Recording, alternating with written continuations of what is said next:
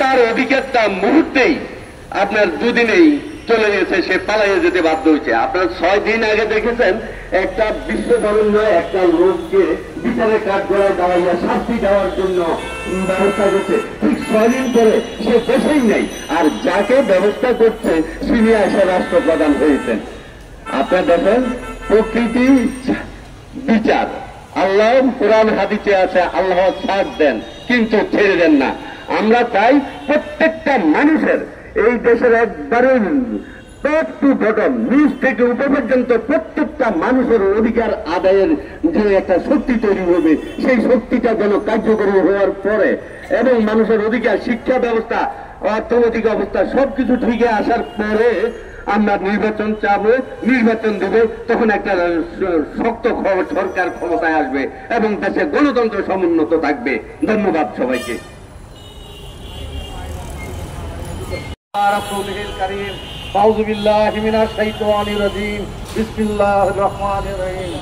আজকে আমাদের মুসলিম লীগ ক্লাব থেকে পানি আগ্রাসনের বিরুদ্ধে যে প্রতিবাদ জানাচ্ছি, সেই সভা মাননীয় সভাপতি উপস্থিত সেক্রেটারি দেবেন আমার মুসলিম লীগের নেতৃবৃন্দ। আসসালামু আলাইকুম।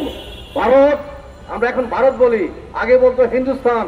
হিন্দুস্তান আমাদের চিরশত্রু, আজ থেকে নয়। 1906 সালে যখন মুসলিম লীগ প্রতিষ্ঠা হয়েছিল তখন এই কংগ্রেসের লোকেরা বলছিল ফেস ননসেন্স সলিমুল্লাহ, সে 1906 সালে শুরু করছিল।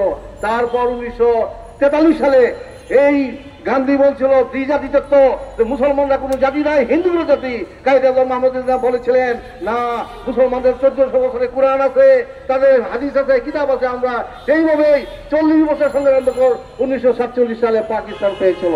এই পুরো বাংলায় আমাদের কিছুই ছিল না। হিন্দুস্তান আমাদের কলে বলে চলে ধ্বংস করতে যায়। এই দেশে অনেক দল হয়েছে। 1962 সালে এই কংগ্রেস, এই জওহরলাল নেহেরু, ইন্দিরা গান্ধী, তারা এই ফারাক্কা নদীতে বাঁধ দেওয়া পূর্ব পাকিস্তানকে ডুবাইয়ে বাঁচতে চাইছিল। তারপর আমরা পাকিস্তান গভর্নমেন্ট, মুসলিম লীগ গভর্নমেন্ট একটা বই বার করছিল ফারাক্কার মরণ ফাঁদ।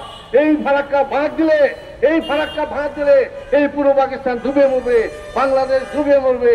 সেইভাবে প্রতিবাদ এখন না 1969 সাল থেকে।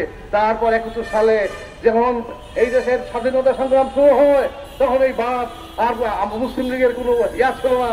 1974 সালে শেখ মুজিবুর রহমান মাত্র 40 দিনের জন্য অর্ডার দিল তোমরা ফারাক্কা বাঁধ চালু করো।